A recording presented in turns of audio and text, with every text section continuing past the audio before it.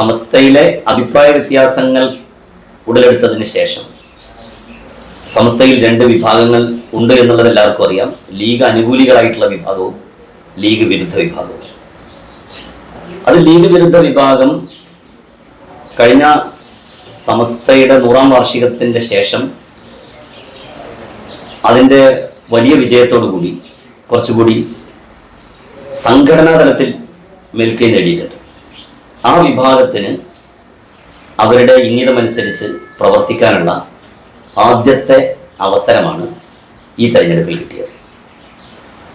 അത് ഇടതുപക്ഷത്തിന് അനുകൂലമായിട്ടാണ് വിനിയോഗിക്കപ്പെട്ടിരിക്കുന്നത് എന്നുള്ളതും നിഷേധിക്കാൻ കഴിയുന്ന കാര്യമല്ല.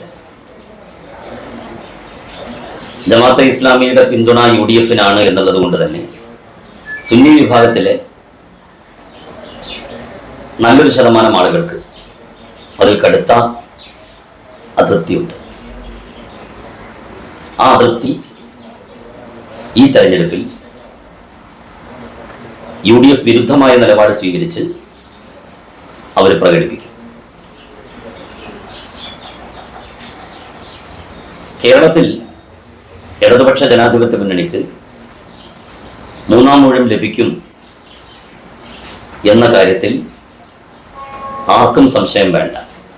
കാരണം സർക്കാരിനെതിരായിട്ടുള്ള ഒരു വികാരം എവിടെയും പ്രകടമായിട്ടില്ല.